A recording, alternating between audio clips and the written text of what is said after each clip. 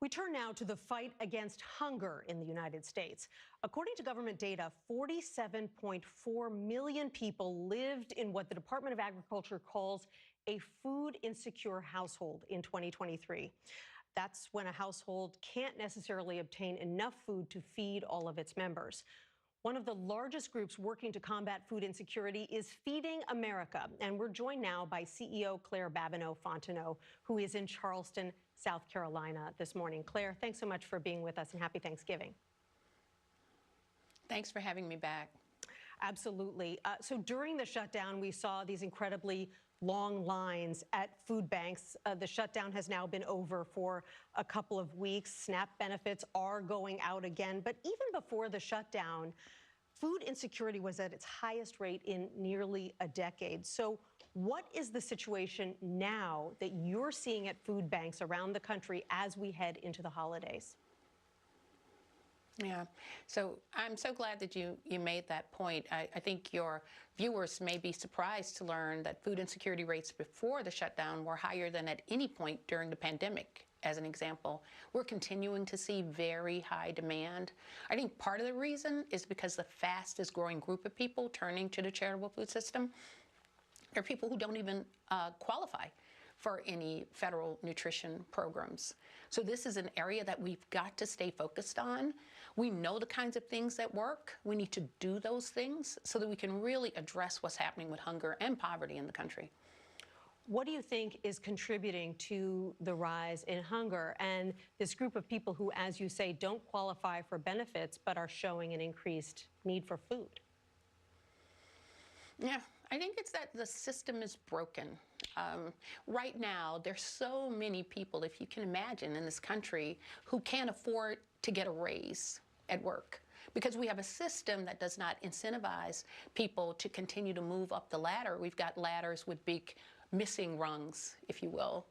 So we can do something about that. We could have a sliding scale, for instance, that allows people to move out of poverty. By doing that, because food insecurity is actually a symptom of poverty, they'll move out of that as well. We as a nation should all want people to be able to provide for themselves. We should all want them to be able to get work that they can feel proud of and support their families with. We have the power to do all of those things. It will require that we work together, that we be honest about what's broken, and that we really get committed about fixing those things. What are the main challenges that the organizations in your network are facing this holiday season as they try to feed people who are hungry? Is the food there for the people who need it? Yeah. Unfortunately, the lines are longer than the food that is available. And one of the hardest things to witness will be seeing these people who have the same dreams, aspirations for their kids and themselves as I have for mine and all of your viewers have for theirs. Feeling the need to turn to the charitable food system. It takes a lot of courage and resiliency and commitment to family oftentimes to be able to do that. And then for them to turn up in spite of all of those barriers and not be able to provide them with what they really need. So I have a deep respect for people experiencing hunger in this country. I've been a person who's experienced hunger before. I know many people who have, many people who still do. So many of them are my heroes. And then another set of heroes that I have are people working in this fight in the Feeding America network who show up shoulder to shoulder with people experiencing hunger, who are so deeply committed to their well-being. So we need to position people experiencing hunger to be able to fend for themselves, and we need to position food banks to be able to provide them with the support that they need in this moment until they get there. As you know, there are about 2 million Americans who are going to be affected by changes to the SNAP program that were made earlier this year in a vote by Congress. They will not be receiving SNAP benefits any longer. What are the economic implications of that? And in about 30 seconds, what can your organizations do about it?